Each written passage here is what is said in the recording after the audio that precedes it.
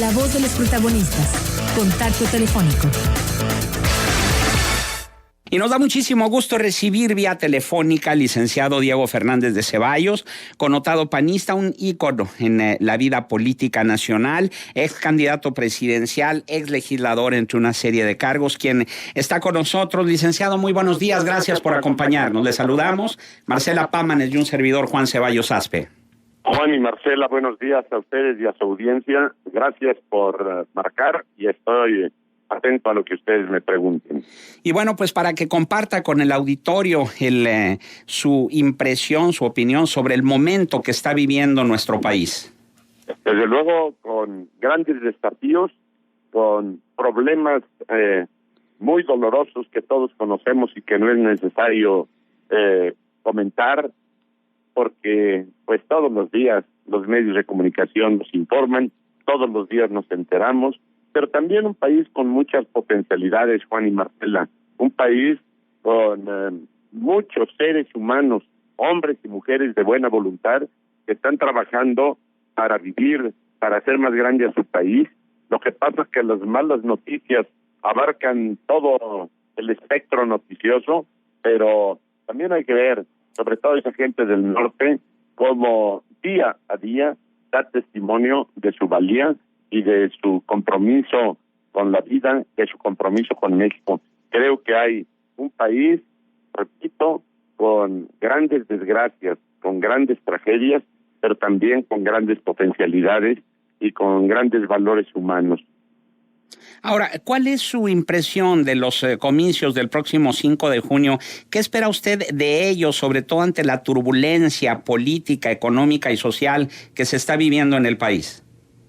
Pues yo deseo que tanto los partidos como los candidatos y las propias autoridades electorales estén a la altura de los reclamos de un pueblo que precisamente para abatir la impunidad, para abatir la corrupción, para abatir la violencia y la pobreza que tanto lastiman al país, pues que tanto candidatos como partidos políticos y autoridades electorales preparen bien el final de esta elección para que los ciudadanos hagan su tarea en paz, en orden, democráticamente.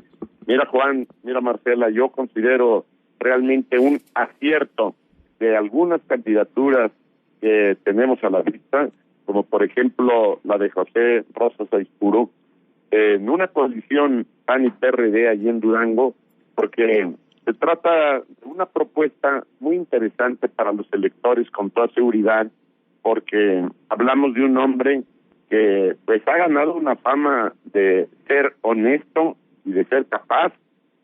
Así lo acreditan muchos cargos públicos que ha tenido, entre ellos, como tú sabes, como ustedes saben, varias veces diputado federal, diputado local, presidente municipal de Durango, ha estado en la dirección de pensiones en el estado como director, ha tenido diversos cargos en áreas tanto del estado como federales, y 2 veces candidato a gobernador, a ver si en esta se le hace, y ha sido capaz en el desempeño de esos cargos, y tiene además licenciaturas, maestría, doctorado en Derecho. En fin, se trata de una candidatura interesante que ojalá los electores la valoren y que después de un análisis puedan merecerle esta candidatura su confianza. Es de llamar la atención, don Diego, cómo cambian las percepciones hacia las personas y hacia los políticos. Ahorita que José Rosas Aispuro Torres es candidato por el Partido de Acción Nacional en alianza con el PRD, bueno, pues se pregonan sus cualidades, mientras que cuando fue priista, bueno, pues no tenía tantas esas cualidades, sino más bien a los ojos de los panistas eran defectos. ¿Qué opinión le merece? Que así es la política de veleidosa, que yo creo que la valía de un ser humano muchas veces no se corresponde con la opinión de los que hacen o hacemos política. Yo le he dado seguimiento a la trayectoria de este hombre porque pues he estado siempre yo involucrado en la tarea política y más allá de su pertenencia partidista, yo siempre lo he considerado como te lo he dicho. Yo sé que en la contienda pues se dan estas cuestiones que tú dices aquí y en todas partes del mundo, pero lo cierto es que los electores, la gente de Durango, sabe quién es este hombre, lo tiene perfectamente ubicado porque es muy conocido, y lo más importante es precisamente que los ciudadanos sean los que analicen las opciones, que los ciudadanos salgan a votar, que los ciudadanos exijan a las autoridades, a los partidos y a los candidatos que hagan las cosas en limpio y que naturalmente la última palabra la tiene que decidir el voto. Si hay una pluralidad de candidatos y una pluralidad, por tanto, de opciones, pues que no se equivoquen los ciudadanos, los votantes, que no se queden en sus casas, que salgan a votar. Y te repito, yo sé que según la trinchera donde tú te acomodes, estará siendo analizado por el viejo refrán de que las cosas son del color del cristal con que se miran, pero pienso que este hombre merece respeto, merece ser observado y valorado por los electores y que tomen la mejor decisión los votantes para que pueda salir Durango adelante, porque es un país, es un estado con enormes rezagos que no se merece. ¿Cómo es posible, Marcela, cómo es posible, Juan, que siendo un estado tan rico en recursos naturales, y esto me recuerda mi participación en el debate de candidatos a la presidencia hace 20 y tantos años, que lo que digo hoy de Durango, lo dije de México entero, un país, en el caso de México, un estado, en el caso de Durango, rico en recursos naturales, con bosques, con zonas agrícolas y ganaderas, con gran producción lechera, con minería, con industria. Y sin embargo, ¿por qué no puede haber una población bien atendida, bien respetada, bien programada en su actividad y en su trabajo, con buenas autoridades para que salga adelante? La comarca lagunera, ustedes lo saben mejor que yo, necesita de parques industriales, de mejores estructuras, en Gómez Palacio, por ejemplo, para traer inversiones. Hay una buena mano de obra y muchas universidades, centros de enseñanza, en fin, tiene todo para desenvolverse, para que con buenas decisiones en materia de políticas públicas salga adelante el Estado. Yo repito, yo daría, si fuera elector en esta zona, mi voto por José Rosas Aispuro, porque creo que es un buen candidato. Hasta te podría decir en plan de broma, no le hace que ahora lo apoyen el PAN y el PRD. Es un buen candidato, es una buena propuesta. Por otra parte, don Diego, ¿qué opinión le merece o cómo vivió usted el fallecimiento de Luis H. Álvarez y hasta qué punto la muerte de don Luis H. Álvarez significa también la muerte de un PAN idealista, de un PAN de los viejos valores y con la nueva dirigencia, su opinión sobre la nueva dirigencia panista, esta nueva dirigencia de jóvenes que parece llevar un rumbo diferente a los de los panistas que lo fundaron? Mira, yo no diría que se murió toda una estirpe política o toda una línea de pensamiento y de acción humanista y democrático, un verdadero hombre de bien. No, desde luego todos al nacer estamos sentenciados a morir, pero en el caso de don Luis Álvarez, que ciertamente es alguien extraordinario y excepcional junto con su esposa doña Blanca, ambos ya fallecidos, porque se trataron o se trató de personas altamente comprometidas con sus ideales, verdaderamente personas, el hombre y la mujer, don Luis y doña Blanca, que abrazaron los ideales de Acción Nacional y que su vida toda la dedicaron al servicio de México. Pero no creo yo que esté perdido Acción Nacional ni su nueva dirigencia. Desde luego, siempre tendremos cosas que mejorar, siempre habrá rectificaciones obligadas en conciencia, y no dudo que hay muchos desvíos. Miren, don Luis, a tiempo, antes de esta nueva dirigencia, hace años, cuando el PAN empezó a tener mayor fuerza, mayor poder, mayores espacios públicos, mayores responsabilidades, le dijo al Partido Acción Nacional: si no nos derrotó la derrota, que no nos derrote la victoria.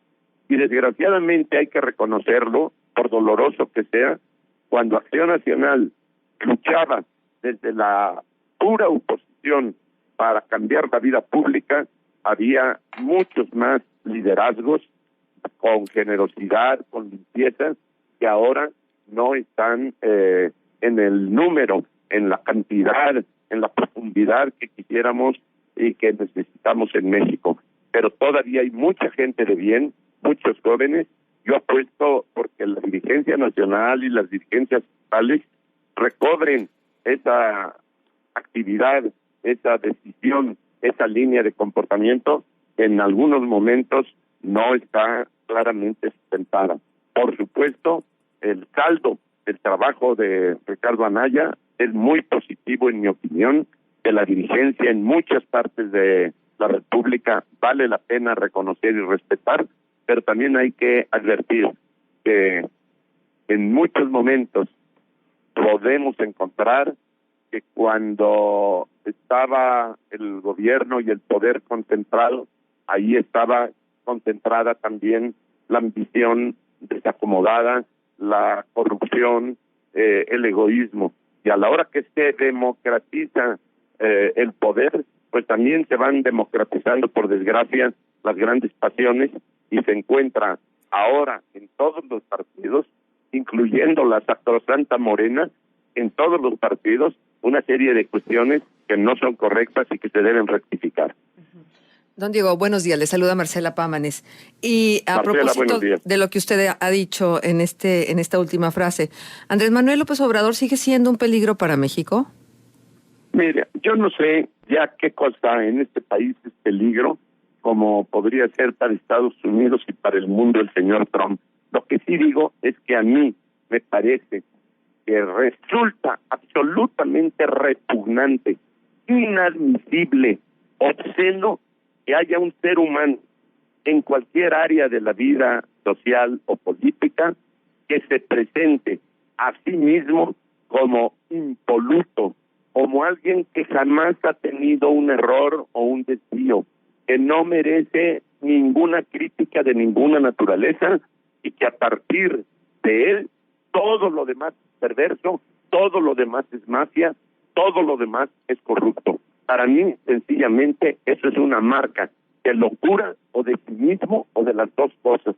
No puede haber un ser humano en la vida que se presente a sí mismo como la perfección y considerando porquería y suciedad a todos los seres humanos que le rodean, salvo que se plieguen a su capricho y que lo sigan como corderos, como algunos de los que siempre se advirtieron verdaderamente corruptos y sinvergüenzas, pero como él mismo dice, que todos los priistas y todos los de otros partidos y todos los que han pertenecido a la mafia, si se salen de estos lugares y vienen a Morena, merecen perdón. Eso solo puede decir un ignorante, un sinvergüenza, un cínico. Uh-huh.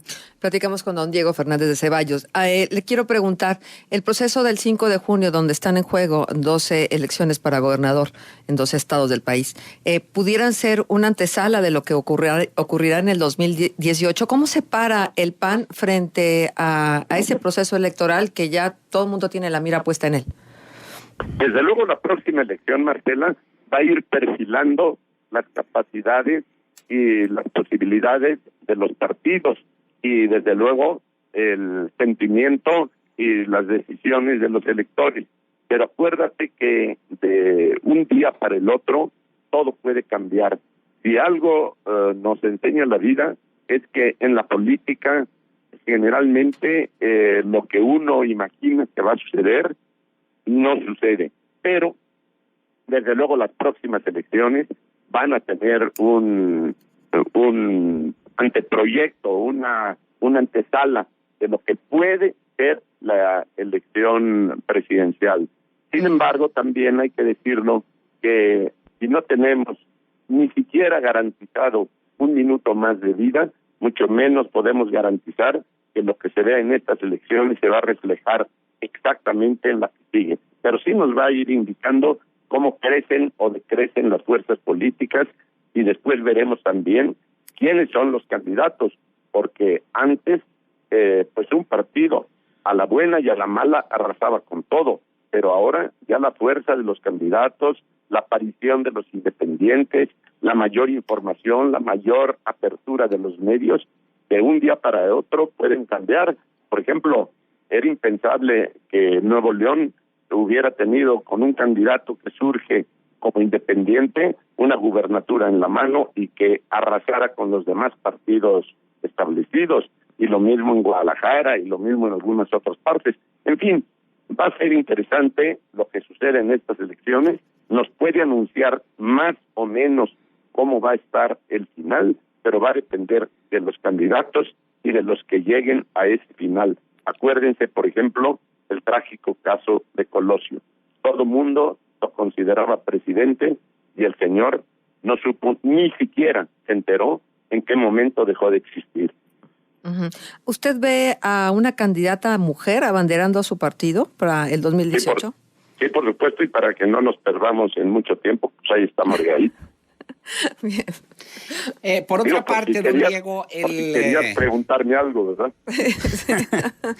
En los 25 años del PAN en 1964, Daniel Cosío Villegas escribió que el Partido Acción Nacional sería el mejor partido de oposición, era en su momento y sería el mejor partido de oposición en México. Sin embargo, no resultaría un buen partido en el poder debido a los problemas internos que pudieran generarse y al perderse también esa ideología del partido, gracias a la ambición del poder económico y el poder político que da la presidencia de la República. A 78 años de vida del partido, ¿qué opinión le merece lo que decía Daniel Cosío Villegas a la luz de los resultados electorales de solo 2 gestiones presidenciales en 78 años y bueno, pues los logros electorales que ha tenido a lo largo de este lapso?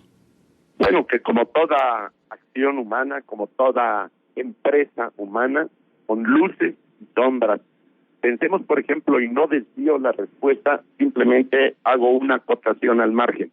Quien hable, por ejemplo, del PRI en toda su historia, con sus distintas denominaciones de Partido Nacional Revolucionario, Partido de la Revolución Mexicana, Partido Revolucionario Institucional, pues vamos a encontrar luces y sombras, Marcela. Vamos a encontrar hombres y mujeres de bien que están registrados en la memoria de quienes aún viven o han estado cerca de ese desempeño, pero también una pandilla de sinvergüenzas que han acabado con muchas posibilidades de éxito para este país.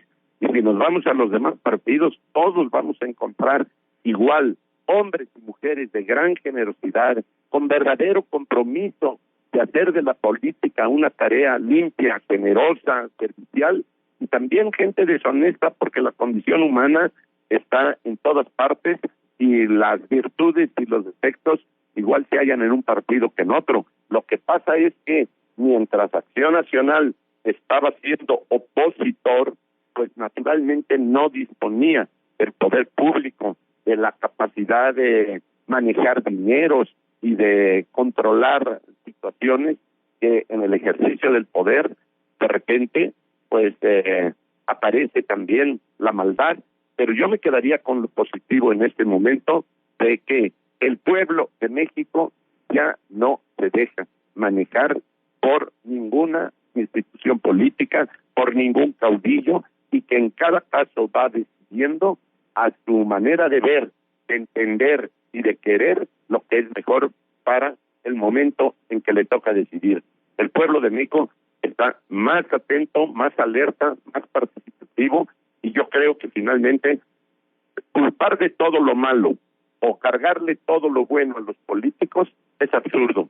Yo creo que hay que ver lo bueno y lo malo de la sociedad, porque esto bueno y eso malo de la sociedad es lo que se refleja en las instituciones religiosas, en las instituciones gremiales, como pueden ser los sindicatos, en los partidos políticos, en las universidades.